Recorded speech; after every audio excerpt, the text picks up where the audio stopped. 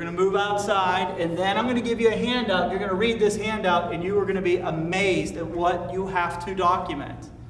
Is it more of annoyance than amazing?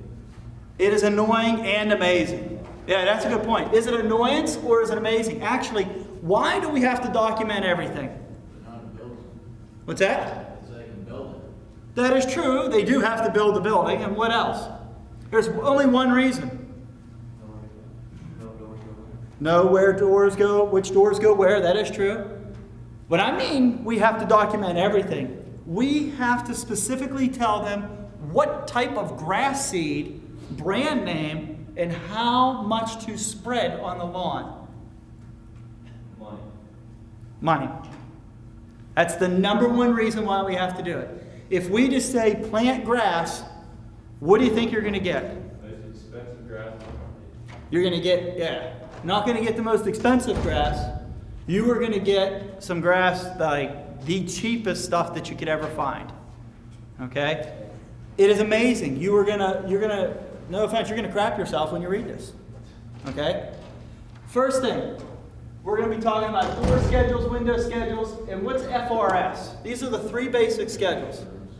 Finished room schedule. Okay? When you look at this room here, there's a lot of different finishes that are going on. And correct me if we've already covered this. We talked about the difference of that wall versus that wall, right? Yeah. Okay, we know that one has a red stripe, and we know that it has a course block. And that room, this room is actually built to divide, hence the division marker right down the middle and also here in the front.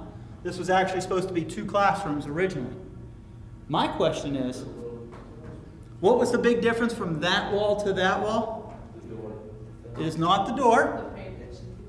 What's that? It is the painting in between.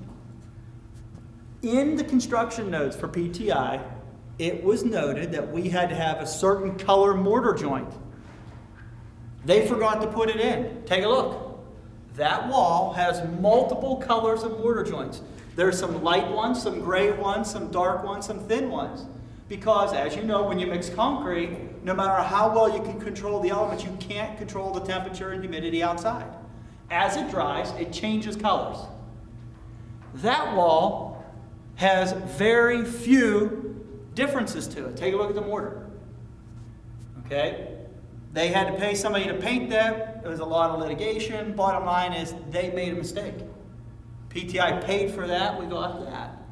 Well, think about it. What would you rather do? Tear the whole building down and rebuild it with new ones, paint all those mortar joints everywhere in the school, or simply work out a settlement out of court? What would you do? I know you would paint them all because you'd say that's job security.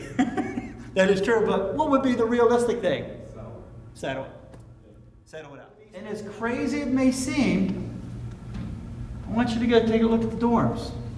Okay. First thing, you look at this, what can you tell me? Now, the dorms have been open since, mid-July, I guess, people started moving in. So it's been open for 6-7 weeks. What can you really tell me about it? What's it look like, first thing? Starts with a C, rhymes with lean. Clean. Look at this.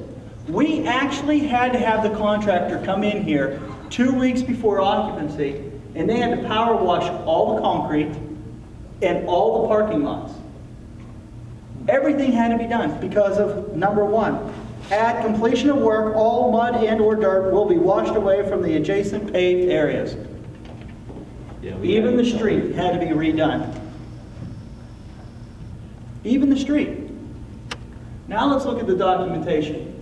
Look at the color of the buildings and the color of the school. Notice how they tried to match? Yeah. It's all color coordinated. That's actually a hardy board on the outside there. It's a little, it looks like siding. It is siding, but it's a hardy board. It's guaranteed for like 25 to 30 years, depending on what side. It's a little bit different kind of a board, but you can get it at any Home Depot or Lowe's. I'm not trying to push it, but the stuff's good. I put it on my house. Different version. Look at the notes that you'd have here. The grass. They had to plant grass, and there was specs on there had to be grass growing before people moved in. Yeah. Technically, they made it.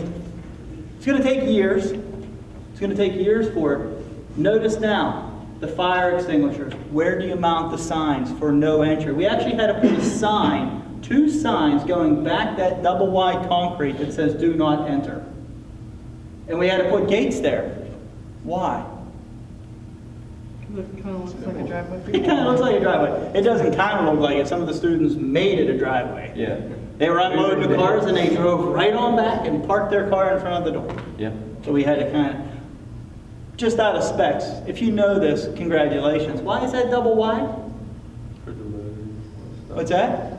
For like emergency vehicles and. Yep, and a cool security golf cart coming through. I bet you that opening's just big enough for him to squeeze. Nope. No, going off-road, look at that. That's why they have the off-road tires.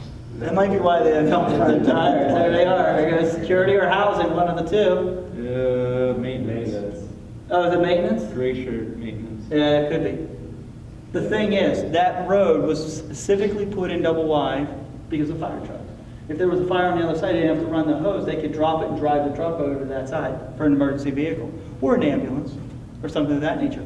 All that needs documented.